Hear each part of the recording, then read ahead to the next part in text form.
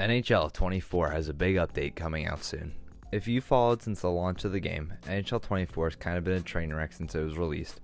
It's full of bugs and a lot of things that players aren't happy with. If you haven't already watched my full review so far, you should go and watch that video first before returning to this one, so then you can get more of a sense of things that people are unhappy with. But it seems like this year EA is actually listening a little bit, and we know two things that are going to get updated in the next update. But before I get into that though, please consider subscribing. It really helps me out, and I produce a lot of great hockey content every single week. I produce daily shorts and 2 videos at least a week. Now that we got that out of the way, the first thing that they're changing is how easy the lacrosse move is to pull off. One move that received a lot of backlash from the NHL fan base was making that the lacrosse move only hits one button on total controls. The way they have it currently set up, you'll get the lacrosse move to go off 100% of the time whenever you hit the Y button. But after a lot of outrage, they're changing this whole feature up a lot. Now, whenever you hit the button to do the lacrosse move, it's going to basically roll a dice, and if it lands, you'll be able to pick up the puck and do the lacrosse move.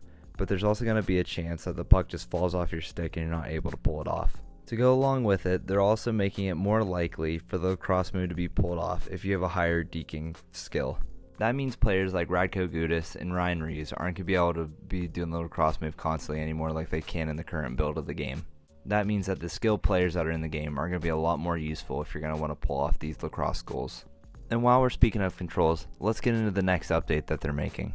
One of the things that received a lot of backlash again was that EA removed hybrid controls from even being picked. For me personally, I grew up playing hybrid controls, even though I only started playing the hockey games back in NHL 15. But even still, changing to total controls this year was a big adjustment for me, and I'm just now getting the hang of it. And because of this, EA announced that they're going to be putting hybrid controls back in NHL 24. They just have to figure out how to map the correct buttons for the new hitting system. Personally, I just wish they would have had that in the game to begin with, because now that I'm adjusted to total controls, I'm not going to go back to hybrid controls, and I much prefer hybrid controls over the total controls. On top of that, no matter what game mode you play, it's probably very bug-ridden right now. Me personally, I'm really into HUT, and I've noticed a bunch of bugs, especially if you're going into HUT Rush. A lot of the achievements that you try to do won't track, and it makes it very frustrating to pull them off. Right now, there's no current get around to it. You just have to keep performing the objectives, and eventually they'll get done, but they're not going off 100% of the time, and it's really annoying. More than likely, this will be one thing that's addressed in the next update, because EA puts a lot of merit into the issues with HUT, because that's where they make their most money with the NHL games. The launch of NHL 24 was very underwhelming for a lot of people in the fan base, and because of all the issues that it's having, it's made a lot of people step away from the game or not purchase it at all. Like I said though, I already have a video up on my channel where I give you my thoughts about the game, and I think you should go check it out because I'm very honest in it and very open about some of the stuff that was going on in the game. But as I mentioned earlier though, depending on what mode you primarily play, you can be receiving a bunch of issues. Personally, I think the mode that's in the most state of disrepair right now is franchise mode.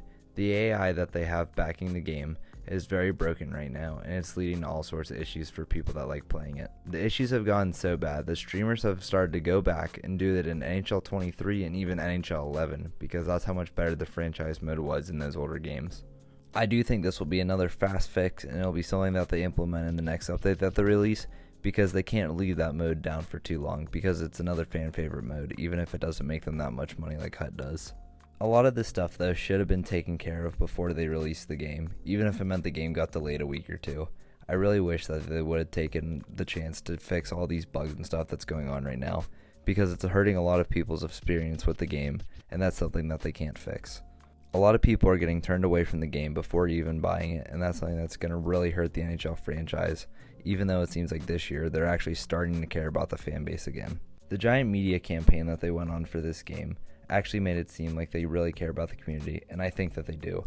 I think that the games are just very rushed, and it's something that needs to be looked at in the future.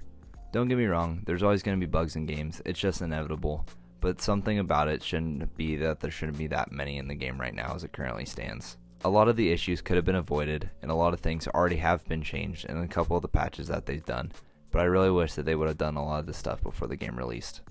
Let me know about any bugs that you've been having with NHL 24 in the comments below, and I can share some of mine with you as well.